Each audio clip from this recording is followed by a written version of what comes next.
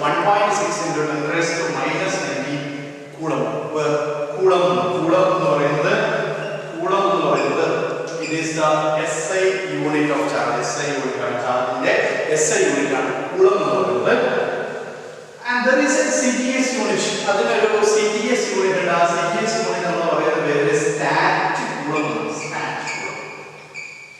Stat coulomb. ഒരു coulomb എന്ന് പറയുന്നത് 1 coulomb is 3 into 10 raised to 9 stat coulomb. നമ്മൾ entrance point of view നമ്മൾ ചിന്തിക്കുമ്പോൾ ഒരു coulomb എന്ന് പറയുന്നത് 3 into 10 raised to 9 stat coulomb ആണ്. അതിനെ നമ്മൾ വേറെ പേര് പറയും ESU, ഇലക്ട്രോസ്റ്റാറ്റിക് യൂണിറ്റ് എന്ന് പറയും. CTS യൂണിറ്റ് നമ്മൾ സ്റ്റാറ്റ് കൂളം എന്ന് പറയും, അല്ലെങ്കിൽ ESU എന്ന് പറയും, ഇലക്ട്രോസ്റ്റാറ്റിക് യൂണിറ്റ്. ഒരു കൂളം എന്ന് പറയുന്നത് എത്ര സ്റ്റാറ്റിക് കൂളമാണ്? ഒരു കൂളം എന്ന് പറയുന്നത് 3 into 10 raised to 9 stat coulomb. Okay, അപ്പോൾ ഈ ചാർജിന്റെ പ്രോപ്പർട്ടീസ്, ഇതിലെ ആദ്യത്തെ പ്രോപ്പർട്ടി എന്ന് പറയുന്നത് charge is total charge Q എന്ന് ഞാൻ റെപ്രസെന്റ് ചെയ്യുകയാണെങ്കിൽ ഈ ടോട്ടൽ ചാർജ് കാണപ്പെടുന്നത് as either plus E or minus. Charge രണ്ട് തരമുണ്ട്. ചാർജ് രണ്ട് തരം കൺസെപ്റ്റ് കൊണ്ടുവന്നത് ബെഞ്ചമിൻ ഫ്രാങ്ക്ലിൻ എന്ന് പറയുന്ന ഒരു സയൻറ്റിസ്റ്റ് ആണ്. Charge is of two type, രണ്ട് തരമാണ്, positive and negative, introduced by Benjamin Franklin. Benjamin Franklin എന്ന സയൻസ് ഇൻട്രൊഡ്യൂസ് ചെയ്തതാണ്. അപ്പോൾ ഈ ചാർജ് കാണപ്പെടുന്ന ഒന്നുകിൽ പ്ലസ് ഇ എന്ന പേരിൽ ചാർജ് കാണപ്പെടും, അല്ലെങ്കിൽ മൈനസ് ഇ ആയിട്ട് ചാർജ് കാണപ്പെടും. അല്ലെങ്കിൽ ചാർജ് കാണപ്പെടുന്നത് 2e plus or minus, plus അല്ലെങ്കിൽ മൈനസ് 2e എന്ന രൂപത്തിലാണ് ചാർജ് കാണപ്പെടുന്നത്. നമ്മൾ തേങ്ങ ആണെന്ന് പറയുന്നത് ഒരു തേങ്ങ, രണ്ട് തേങ്ങ, മൂന്ന് തേങ്ങ, ഇങ്ങനെ മാത്രമേ ചാർജ് കാണപ്പെടുള്ളൂ. ഒന്നുകിൽ പ്ലസ് ഓർ മൈനസ് ഇ ഉണ്ടാവും, അല്ലെങ്കിൽ പ്ലസ് ഓർ മൈനസ് 2e ഉണ്ടാവും, അല്ലെങ്കിൽ പ്ലസ് ഓർ മൈനസ് 3e. ഇതുപോലെ മാത്രമേ ചാർജ് കാണപ്പെടുള്ളൂ. It cannot be fraction. Fraction ആയി ഒരിക്കലും ചാർജ് കാണപ്പെടുന്നില്ല. Charge can seen only as an integral multiple. That is, you can write Q. It can either be plus or minus e, plus or minus 2e, plus or minus 3, like that. In general, you can represent Q is equal to plus or minus Ne. Q is equal to plus or minus Ne, where n is an integer. N എന്ന് പറയുന്നത് ഒരു integer ആണ്. Therefore, it can take values. N is equal to 1, 2, 3, etc. അപ്പോൾ n ന്റെ values 1, 2, 3 values കൊടുക്കുന്നതിനനുസരിച്ച് will be having the charges as plus or minus Ne. We call this as charge quantization. നമ്മൾ ഇതിനെയാണ് charge quantisation എന്ന് വിളിക്കുന്നത്. Charge quantisation. അപ്പോൾ what is charge quantization? എന്താണ് charge quantisation എന്ന് പറയുന്നത്? Total charge is an integral multiple of basic charge E. Total charge is an integral multiple of basic charge E. This is called a charge quantization. Okay. Ini charge ഒരു സിസ്റ്റത്തിൽ കുറേ charge ഉണ്ടെന്ന് വിചാരിച്ചോ. ഒരു സിസ്റ്റത്തിൽ കുറേ ചാർജ് ഉണ്ട്. ഒന്ന് പ്ലസ് ഇ എന്ന് പറയുന്ന ഒരു ചാർജ് ഉണ്ട്, പ്ലസ് 2e എന്ന് പറയുന്ന ഒരു ചാർജ് ഉണ്ട്, minus charge can be negative, charge negative ആവാം, മൈനസ് ഇ എന്ന് പറയുന്ന ഒരു ചാർജ് ഉണ്ട്, മൈനസ് 3e എന്ന് പറയുന്ന ഒരു ചാർജ്. ഇങ്ങനെയുള്ള ഒരു സിസ്റ്റം, ഒരു സിസ്റ്റത്തിലുള്ള റെസ്റ്റിലുള്ള ചാർജസ് ആണ് plus E, plus 2e, minus E, minus 3. Okay, what is the total charge of the system? സിസ്റ്റത്തിന്റെ ടോട്ടൽ ചാർജ് എത്രയാണ്? E plus 2e 3e minus E minus 3 എത്ര വരും? മൈനസ് ഇ എന്ന് വരും അല്ലേ? മൈനസ് ഇ ആണ് സിസ്റ്റത്തിന്റെ ടോട്ടൽ ചാർജ്. എങ്ങനെയാണ് കണ്ടുപിടിച്ചത്? ടോട്ടൽ ചാർജ് മൈനസ് ഇ എങ്ങനെയാന്നിട്ട് y ആഡ് അല്ലേ? ടോട്ടൽ ചാർജ്, സിസ്റ്റത്തിന്റെ ടോട്ടൽ ചാർജ് കണ്ടുപിടിക്കാൻ ഞാൻ ചെയ്തത് ഇതിന്റെ ചാർജുകളൊക്കെ ആഡ് ചെയ്തു, പോസിറ്റീവ് നെഗറ്റീവ് ചാർജസ് ഒക്കെ ആഡ് ചെയ്തു. therefore we can say charge is additive. Charge എന്ന് പറയുന്നത് അഡിറ്റീവ് ആണ്. ഒരു സിസ്റ്റത്തിന്റെ ടോട്ടൽ ചാർജ് കണ്ടുപിടിക്കാൻ നമ്മൾ ചെയ്യേണ്ടത് അതിലെ ഇൻഡിവിജ്വൽ ചാർജസ് ആഡ് ചെയ്യാം. additive property നമ്മൾ ഇതിനെയാണ് additive property എന്ന് പറയുന്നത്. additive property. ഓക്കേ, ഇനി മൂന്നാമത്തെ കാര്യം നമുക്കറിയാം, പോസിറ്റീവ് ചാർജ് ഉണ്ട്, നെഗറ്റീവ് ചാർജ് ഉണ്ട്. Suppose I am bringing positive charge near to another positive charge. ഒരു പോസിറ്റീവ് ചാർജിന്റെ അടുത്തേക്ക് ഞാൻ മറ്റൊരു പോസിറ്റീവ് ചാർജ് കൊണ്ടുപോകുന്നില്ല. പോസിറ്റീവ് ആണ് ഞാൻ കൊണ്ടുവരുന്നെങ്കിൽ there will be repulsion. Positive negative ആണ് ഞാൻ കൊണ്ടുവരുന്നെങ്കിൽ there will be an attraction.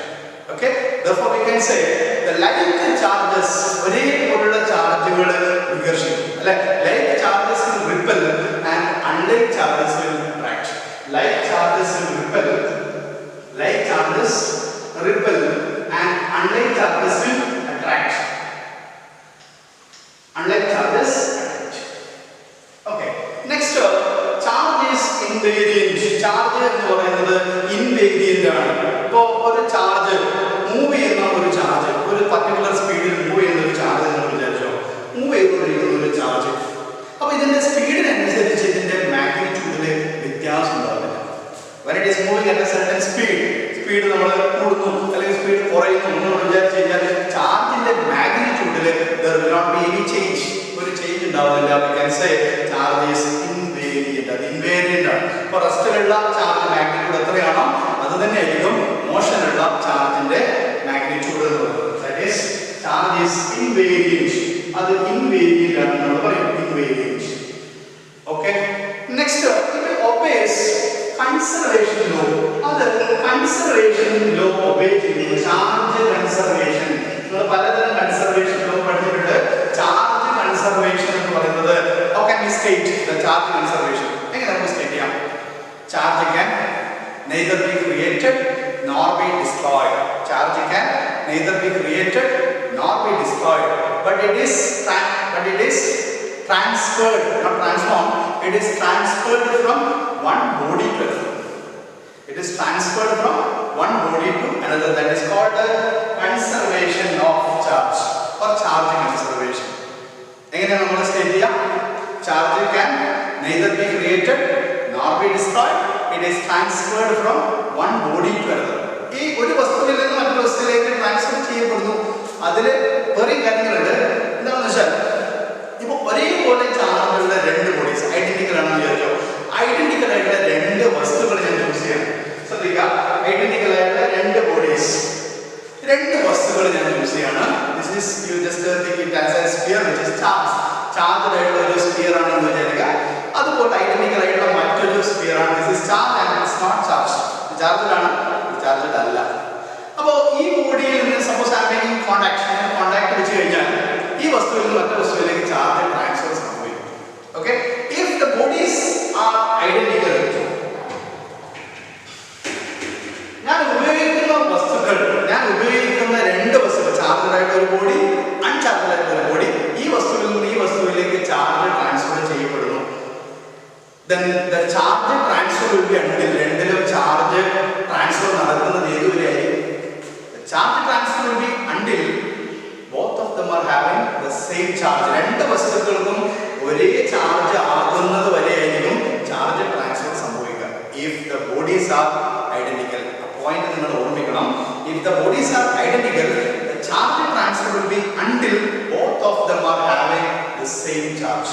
If the bodies are not identical, bodies identical അല്ലെങ്കിൽ the charge transfer will be until they are having the same potential. ഒരേ potential ആകുന്നത് വരെയായിരിക്കും charge transfer സംഭവിക്കുക. അതിനെക്കുറിച്ച് കൂടുതലായിട്ട് നമ്മൾ പിന്നീട് പഠിക്കും. ഇപ്പോൾ പൊട്ടൻഷ്യൽ നമ്മൾ പൊട്ടൻഷ്യൽ പഠിച്ചു കഴിഞ്ഞാൽ അതിനെക്കുറിച്ച് കൂടുതൽ നമുക്ക് മനസ്സിലാക്കാൻ പറ്റും. Charge transfer will be until both of them are having same potential. Okay, ആ പോയിന്റ് കൂടി ഓർമ്മിച്ചുക. അപ്പോൾ ചാർജിന്റെ പ്രോപ്പർട്ടീസ് എന്തൊക്കെയാണ് നമ്മൾ ലിസ്റ്റ് ചെയ്യാൻ നോക്കുക. Charge is quantised. What is quantisation of charge? The total charge is an integral multiple of the basic charge E, and the charge is additive. The സിസ്റ്റത്തിന്റെ total charge നമ്മൾ കണ്ടുപിടിക്കുന്നത് എങ്ങനെയാണ്? individual charges add ചെയ്യാണ്. Then the like charges will repel, unlike charges will attract. Like charges repel ചെയ്യുന്നു, unlike charges attract ചെയ്യുന്നു.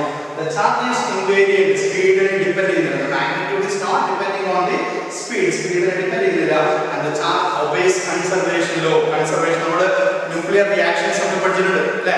Nuclear reactions, for example, nuclear reactions 0N1 plus 92 uranium 235. നമ്മൾ nuclear fission എന്ന് പറയുന്ന ഒരു പ്രോസസ്സ് മനസ്സിലാക്കിയിട്ടുണ്ട്. Neutron വളയത്തിലേക്ക് uranium nucleus what will happen? It will be split into daughter nuclei. അത് daughter nucleus ആയി split ചെയ്യുന്നു. That is you will be getting 56 beryllium 144 plus 36 krypton 89 plus 30N1 plus Q. Q is the energy liberated in nuclear fission. Okay, in this reaction, what is the charge? നമുക്കറിയാം 0. Neutron ആണ്, charge ഇല്ല അല്ലേ? Neutron charge ഇല്ല. ഇതിന്റെ atomic number 92 ആണ്. അപ്പോൾ നമുക്കറിയാം ഒരു neutron colliding with uranium nucleus, നമുക്കറിയാം ചാർജ് റിയാക്ടന്റിന്റെ ടോട്ടൽ ചാർജ് നമ്മൾ കണ്ടുപിടിച്ചാൽ it is 92 plus 0 is 92. ഞാൻ പറഞ്ഞു അറ്റോമിക് നമ്പർ എന്ന് പറയുന്നത് ചാർജിനെ കാണിക്കുന്ന ഭാഗമാണ്. ന്യൂക്ലിയസിലെ പ്രോട്ടോണിന്റെ എണ്ണമാണ് 92. ടോട്ടൽ ചാർജ് ബിഫോർ റിയാക്ഷൻ മുമ്പ് ടോട്ടൽ ചാർജ് 92 ആണ്. ഇപ്പുറത്തെ സൈഡ് നോക്കിക്കോ. ഇപ്പുറത്തെ സൈഡിൽ നമുക്ക് 56 plus 36 is 92. അതും 92 ആണ്. ഇവിടെ നമുക്ക് 30 this is again neutrons not charge. Neutron charge ഇല്ല അല്ലേ? Q is the amount of energy liberated. അപ്പോൾ ഇവിടുത്തെ ടോട്ടൽ ചാർജ് നമ്മൾ കണ്ടുപിടിച്ചാൽ it is 92. That is charge obeys conservation. അത് കൺസർവേഷൻ ലോ ഒബേ ചെയ്യും. ഓക്കെ, ഇത്രയാണ് നമ്മൾ ചാർജിനെ കുറിച്ച് മനസ്സിലാക്കേണ്ട കാര്യം. ഓക്കെ, ഇനി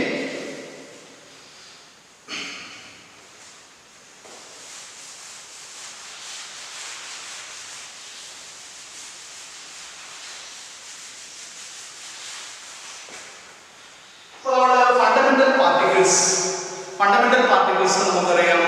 ഏതൊക്കെയാണ് ഫണ്ടമെന്റൽ പാർട്ടിക്കിൾസ്? പ്രോട്ടോൺസ് ഉണ്ട്, ഇലക്ട്രോൺസ് ഉണ്ട്, അതുപോലെ ന്യൂട്രോൺ. ഇതൊക്കെ ഫണ്ടമെന്റൽ പാർട്ടിക്കിൾസ് എന്നാണ് നമ്മൾ വിളിക്കുക. ഈ ഫണ്ടമെന്റൽ പാർട്ടിക്കിൾസിന്റെ ചാർജ് നോക്കുക, ശ്രദ്ധിക്കുക. അതിലെ ഒരു പ്രോട്ടോണിന്റെ ചാർജ് ഞാൻ ഇങ്ങനെയാണ് എഴുതിയിരിക്കുന്നത്. Proton representing as Qp, the charge Q of proton. പ്രോട്ടോണിന്റെ ചാർജ് എന്ന് പറയുന്നത് it is plus 1.6 into 10 raised to minus 19 coulomb.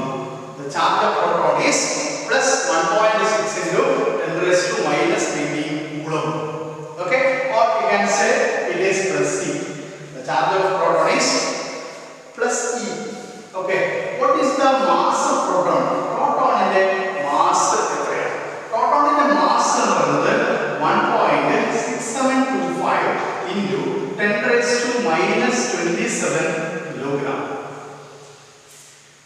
Mass of proton is 1.6725 into 10 raised to minus 27 kilogram. Okay, then the charge of an electron. Electronic charge എന്നുള്ളത് minus 1.6 into 10 raised to minus 19 coulomb. The charge of an electron is minus 1.6 into 10 raised to minus 19 coulomb, or it is minus E. Okay, what is the mass of an electron?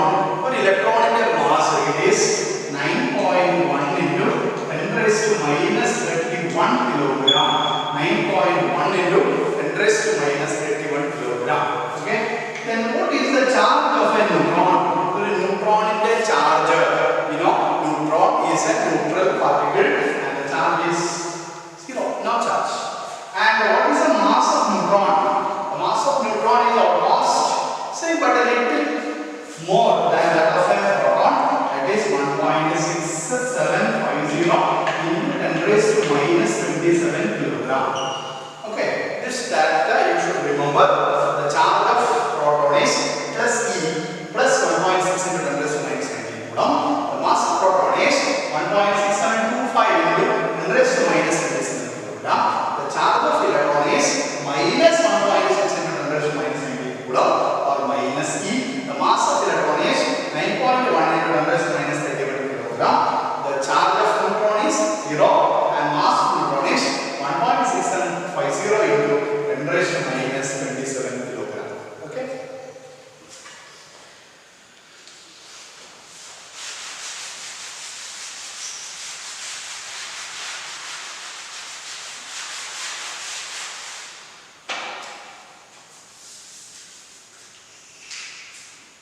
Next, we are moving on to method of charging.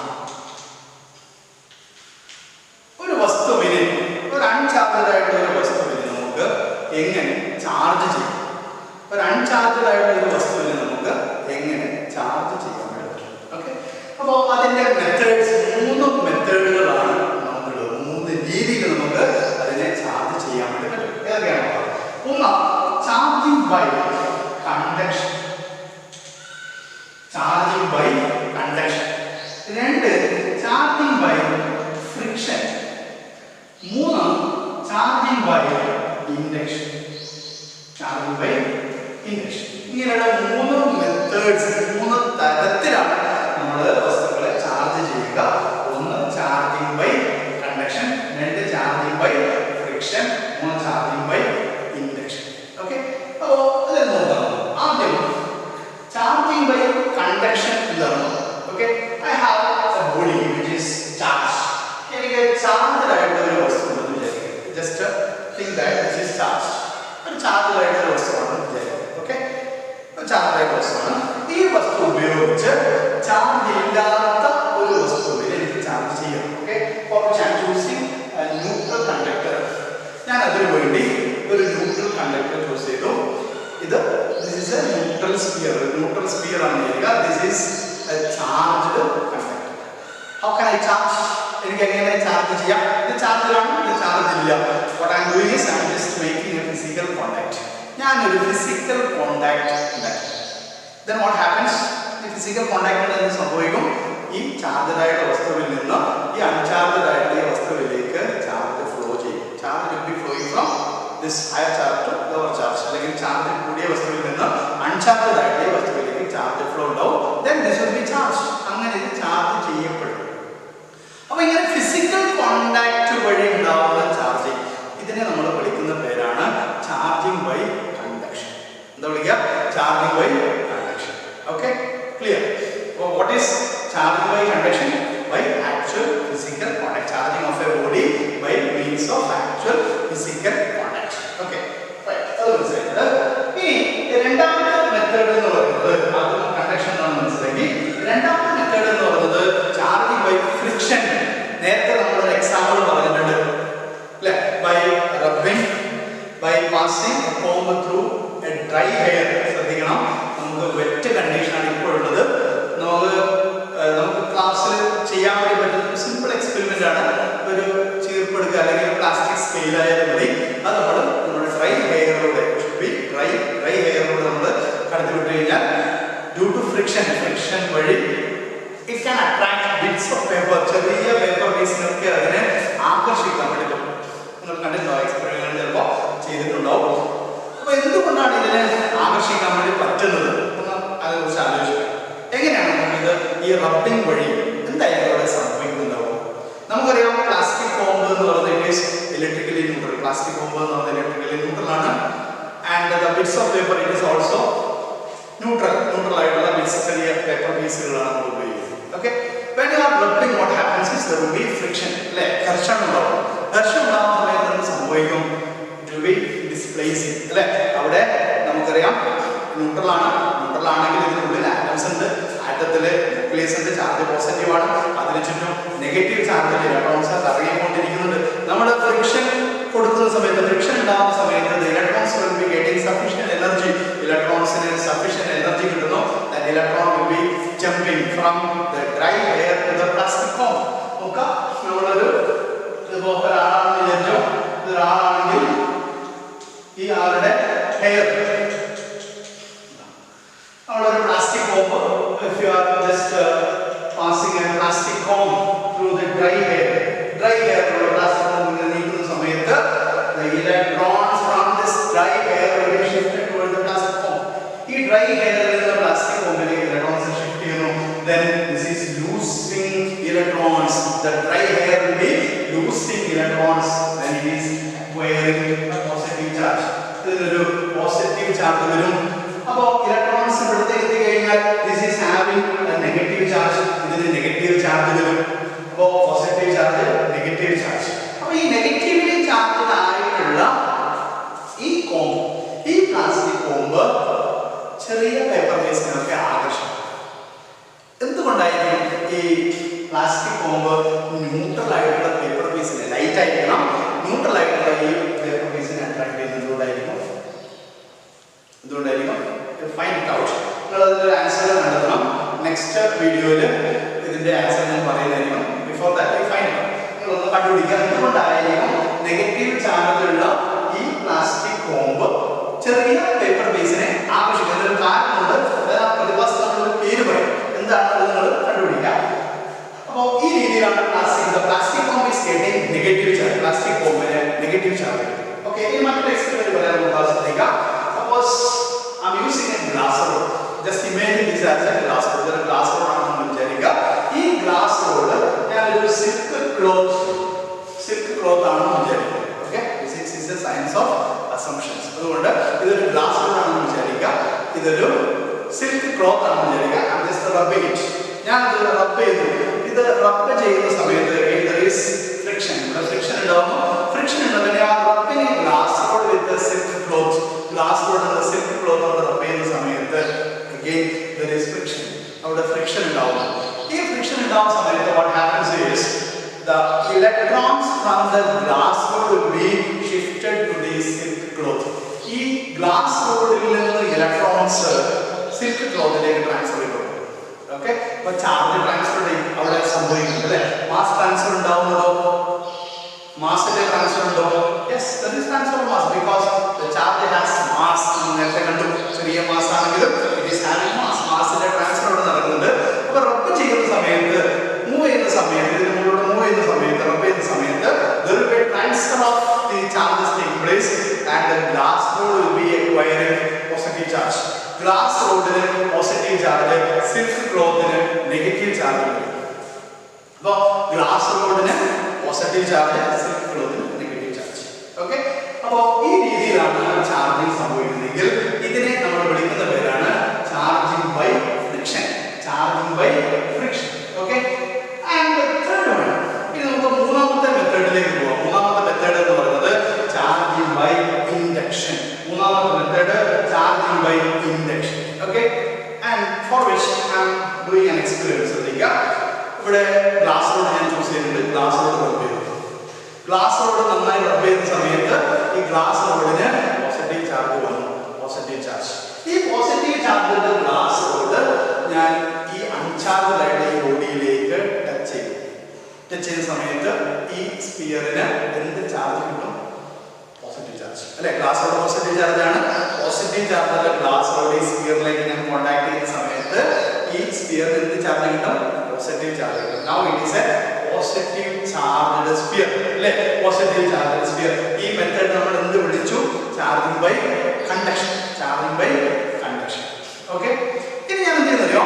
I am not making contacts. ഞാൻ contact വരുത്തുന്നില്ല. We know that this is neutral. This sphere is neutral. ഈ sphere neutral sphere ആണ്. Okay, I am just placing it near. ഇതിന്റെ അടുത്തേക്ക് ഞാൻ കൊണ്ടുവന്ന് വെച്ചു. ഇത് positive ചാർജിലാണ്.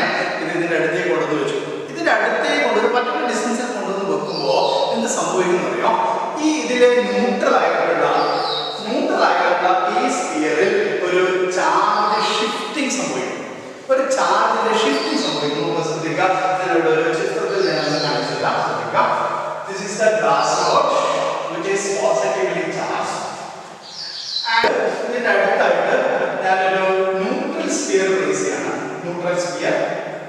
the neutral sphere. And we know when it is placed near, I am not making contact, I am placing near to that neutral sphere, you can see that the negative charges will be shifted. Earlier it was neutral, that means the positive and negative charges will be coinciding, the centers will be coinciding, and when I am placing the positive charge rod near to that sphere negative charges will be shifted in this side and the positive charge will be shifted to the other side equal amount le positive charge മറ്റേ സൈഡിലേക്ക് shift ചെയ്യപ്പെടും. എന്തുകൊണ്ടായിരിക്കും negative charge ഈ സൈഡിലേക്ക് shift ചെയ്യുന്നത്? Because the positive charge glass rod will be placed, will be attracting the negative charge. Positive charge negative charge തമ്മിലാണ് attraction അറിയാം, അത് രണ്ടും തമ്മിൽ ആകർഷണം. അതുകൊണ്ട് നെഗറ്റീവ് ചാർജ് ഈ സൈഡിലേക്ക് മാറിയിരിക്കും, പോസിറ്റീവ് ചാർജ് മറ്റേ സൈഡിൽ നമ്മൾ കാണാൻ പറ്റും. There is a shifting in charges taking place. ചാർജിന്റെ ഒരു ഷിഫ്റ്റിംഗ് ഇവിടെ സംഭവിക്കും. ഓക്കേ, ഇനി ശ്രദ്ധിക്കുക, suppose I am removing this glass rod. ഞാൻ ഈ ഗ്ലാസ് റോഡ് റിമൂവ് ചെയ്തു വെച്ചു, ഇതിന്റെ റോഡിലാണ് എന്ത് സംഭവിക്കും? Again this will become neutral, വീണ്ടും അത് ന്യൂട്രൽ ആയി മാറും. അപ്പോൾ ഇവിടെ ചാർജസിന്റെ ഒരു ഷിഫ്റ്റിംഗ് അല്ലെങ്കിൽ ഇവിടെ ചാർജ് ഡെവലപ്പ് ചെയ്യപ്പെട്ടത് എന്തുകൊണ്ടായിരിക്കും?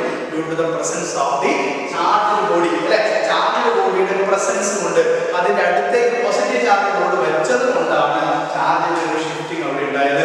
ചാർജസ് അതിലെ ഇൻഡ്യൂസ് ചെയ്യപ്പെടുകയാണ്. നിങ്ങളുടെ ചാർജിനെ വിളിക്കുന്ന പേര് ഇൻഡ്യൂസ്ഡ് ചാർജസ് എന്നാണ്, induced charges. And this charging is called charging by induction. ഇങ്ങനെയുള്ള ചാർജിങ്ങിനെ വിളിക്കുന്ന പേരാണ് ചാർജിങ് ബൈ ഇൻഡക്ഷൻ. പക്ഷേ നമുക്കിവിടെ ഒരു നെഗറ്റീവ് ചാർജ് ഉള്ള ഒരു സ്ഫിയർ തന്നെ വേണം വിചാരിച്ചോ. നമുക്ക് നെഗറ്റീവ്ലി ചാർജ് ആയിട്ടുള്ള ഒരു സ്ഫിയർ വേണം, എന്താ ചെയ്യാം? അതിവിടെ നമ്മൾ ചെയ്യുന്നത് മാറുന്നത് ദിസ് സൈഡ്, ഈ എൻഡ് നമ്മൾ എർത്തിലേക്ക് കണക്ട് ചെയ്യും. ഈ എൻഡ് നമ്മൾ എർത്തിലേക്ക് കണക്ട് ചെയ്യുന്ന സമയത്ത് പോസിറ്റീവ് ചാർജസ് ഈ പോസിറ്റീവ് ചാർജ് എർത്ത് ചെയ്യപ്പെടും. Positive charge will be vanished, will be passing through, and when now you are removing, ഇപ്പോ നിങ്ങൾ ഇത് റിമൂവ് ചെയ്തു വിചാരിച്ചോ, ഇപ്പോ നിങ്ങൾ ഈ ഗ്ലാസ് റോഡ് റിമൂവ് ചെയ്തു, then you can see the when you are disconnect ചെയ്തു, നമ്മുടെ ഈ ഗ്ലാസ് റോഡ് മാറ്റി എന്നിട്ട് നമ്മൾ ചേഞ്ച് ചെയ്യുന്ന സമയത്ത് you can see that this negative charge will be having a uniform distribution. ഈ നെഗറ്റീവ് ചാർജിനെ പിന്നീട് ഇങ്ങനെ സൈഡിൽ വന്നിട്ട് കാര്യമില്ല, അല്ലേ? ഗ്ലാസ് റോഡ് റിമൂവ് ചെയ്തു, എർത്തിങ്ങും ഒഴിവാക്കി കഴിഞ്ഞാൽ ഈ നെഗറ്റീവ് ചാർജിന്റെ സൈഡിൽ ഒന്നും നിൽക്കില്ല.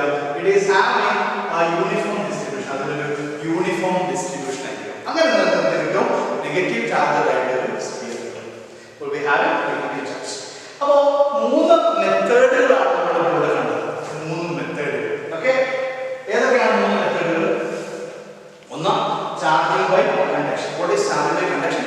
by actual physical quantity, charging of a body by actual physical quantity. രണ്ടാമത്തെ ചാർജിങ് ബൈ ഫ്രിക്ഷൻ എന്നാണ്, അല്ലേ? ചാർജിങ് ബൈ ഫ്രിക്ഷൻ എന്താണ്? Charging by friction by rubbing or due to friction. Charges are developed due to friction.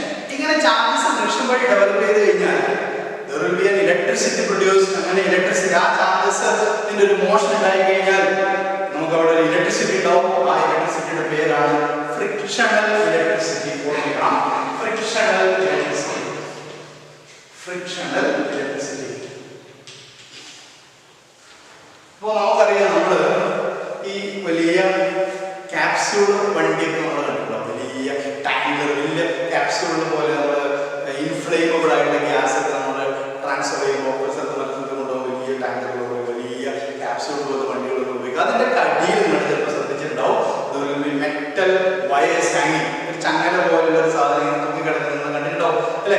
അത് ഈ പറയുന്ന friction electricity ഉണ്ടായി കഴിഞ്ഞാൽ chance of catching fire, തീ പിടിക്കാൻ സാധ്യതയുണ്ട്. അത് ഒഴിവാക്കാൻ വേണ്ടിയിട്ടാണ് വണ്ടിയുടെ പുറകില് മെറ്റാലിക് ചെയിൻസ് നമ്മൾ യൂസ് ചെയ്തത്. നിങ്ങൾ ചിലപ്പോൾ ശ്രദ്ധിച്ചിട്ടുണ്ടാവും. ഇപ്പോഴത്തെ വണ്ടികൾക്ക് ഇല്ലാതെ മുമ്പ് കണ്ടിട്ടുണ്ടാവും. ഓക്കെ, ഇനി മറ്റൊന്ന്, നമ്മുടെ ഈ എയർക്രാഫ്റ്റ് അതിന്റെ ലാൻഡിങ്ങിന്റെ സമയത്തും ടേക്ക് ഓഫ് ചെയ്യുന്ന സമയത്തും there will be friction, അല്ലേ? ടയർ ഇതിന്റെ കൺവെയിലേക്ക് ഇങ്ങനെ ഓടുന്ന സമയത്ത് there will be friction ഉണ്ടാവും. ഫ്രിക്ഷൻ ഉണ്ടാവുന്ന സമയത്ത് അവിടെ ഇലക്ട്രോൺസ് പ്രൊഡ്യൂസ്, ഇലക്ട്രോൺസിന്റെ ഷിഫ്റ്റിംഗ് ഉണ്ടാവും, ഇലക്ട്രോൺസിന്റെ ഫ്ലോ ഉണ്ടാവും, അവിടെ ഫ്രിക്ഷണൽ ഇലക്ട്രിസിറ്റി ഉണ്ടാവും. ഫ്രിക്ഷണൽ ഇലക്ട്രിസിറ്റി ഉണ്ടാവും. ഫ്രിക്ഷണൽ ഇലക്ട്രിസിറ്റി ഉണ്ടായി പിടിക്കാൻ സാധ്യതയുണ്ട്. അത് ഒഴിവാക്കാൻ വേണ്ടി they are making an adjustment, that is they are using rubber tires. You know, rubber is an insulator. Rubber എന്ന് പറയുന്നത് ഇൻസുലേറ്റർ ആണ്. Rubber tire they are making slightly conducting rubber tires conducting ആയ രീതിയിലായിരിക്കും അവർ നിർമ്മിക്കുന്നത്. So that it is earth ചെയ്യുന്ന വിധത്തിൽ rubber tyres insulating slightly conducting ആയിട്ടാണ് സാധാരണ രീതിയിൽ നിർമ്മിക്കുക. You remember these applications. Application type questions ചോദിക്കാം, പരീക്ഷയ്ക്ക് ചോദിക്കാവുന്നതാണ്. അപ്പോൾ അത് നിങ്ങളൊന്ന് ഓർമ്മിക്കുക. രണ്ട് ആപ്ലിക്കേഷൻസ് ഓർമ്മിച്ച് വെക്കുക. ഒന്ന് പറഞ്ഞത് the metal chains are hanging, the vehicles carry inflammable materials. Second one, the rubber tires of aircraft are made slightly conducting for earthing. Okay, രണ്ട് പോയിന്റ്സ് കൂടുതൽ ഓർമ്മിച്ച് വെക്കുക. അപ്പോൾ മൂന്നാമത്തെ മെത്തേഡ് എന്ന് പറയുന്നത് it is charging by induction. Charging by induction എന്ന് പറഞ്ഞാൽ we are not making contact, we are placing near an uncharged body. Then what happens? Then there will be induced charge. Charges will be developed in it. The charges developed, thus called the induced charges, and this method of charging is called charging by induction. Okay, and there is one more experiment, and that is, suppose you are making, you want two spheres. I have two spheres and I would like to make them charge. രണ്ടിനെ എനിക്ക് charge ചെയ്യണം. ഒന്ന് positive charge ആക്കണം, ഒന്ന് negative charge ആയിട്ടും എനിക്ക് വേണം. അതിനുവേണ്ടി ഞാൻ ചെയ്യുന്ന ഒരു മെത്തേഡ്, രണ്ടിനെയും ഒരേപോലെ ചാർജ് ചെയ്യാൻ ഞാൻ ഉപയോഗിക്കുന്ന ഒരു ടെക്നിക്കാണ് ഞാൻ ഇവിടെ എക്സ്പ്ലെയിൻ ചെയ്യാൻ പോകുന്നത്. ശ്രദ്ധിച്ചോളൂ. രണ്ടെണ്ണത്തിന് നമുക്ക് ചാർജ് ചെയ്യാം. രണ്ട് ബോഡിയെ നമുക്ക് ചാർജ് ചെയ്യാം. ചാർജ് ചെയ്യുമ്പോൾ നമ്മളൊരു ഗ്ലാസ് റോഡ് ഉപയോഗിച്ചു. ഗ്ലാസ് റോഡ് പോസിറ്റീവ്ലി ചാർജ് ആണ്. ഈ ഗ്ലാസ് റോഡിന്റെ അടുത്ത് ഞാനൊരു സ്ഫിയർ വെച്ചു. ഈ sphere it is place is not in contact ഇല്ല, പ്ലേസ് നിയർ, ഇതിന്റെ അടുത്തേക്കാണ് ഞാൻ വെച്ചത്. നമുക്കറിയാം this is negatively charge and this side is positively charge. അല്ലേ, പോസിറ്റീവ് ചാർജ് ആയിട്ട് ചാർജ് ചെയ്യപ്പെടും when this place near അടുത്ത് വെച്ച് കഴിഞ്ഞാൽ. ഓക്കെ, ഇനി suppose I am making another sphere near to it and it is made in contact വെച്ചു വെച്ചോ. Contact വെച്ച് കഴിഞ്ഞാൽ you can see that the positive charges will be developed here. Positive charge develop ചെയ്യുന്ന ഈ side രണ്ട് വസ്തുക്കളിൽ this is acting together. രണ്ടും ഒറ്റൊരു വസ്തു പോലെ ആക്ട് ചെയ്യും.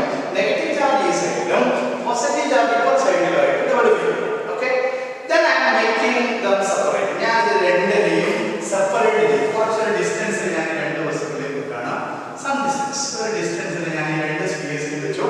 ഡിസ്റ്റൻസിൽ വെക്കുന്ന സമയത്ത് ചെറിയ ഡിസ്റ്റൻസ് ആണെങ്കിൽ ഇതുപോലെ, പക്ഷേ കുറച്ചും കൂടി കൂടിയ ഡിസ്റ്റൻസ് ആണെങ്കിൽ what happens is this negative charge is here only, and when it is separated and if I am removing this glass board, ഞാൻ remove ചെയ്യുകയാണെങ്കിൽ you can see that the negative charges will be shifted to this side when it is separated. നമ്മൾ separate ചെയ്തു, glass board remove ചെയ്തു. Glass board remove ചെയ്ത് കഴിഞ്ഞാൽ negative charge ഈ സൈഡിലും positive charge ഈ സൈഡിലും വന്നു.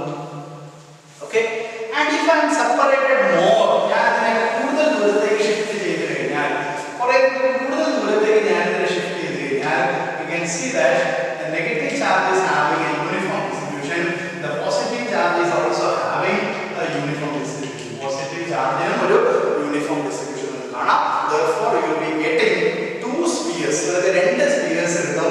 One is having negative charge, the other is having a positive charge.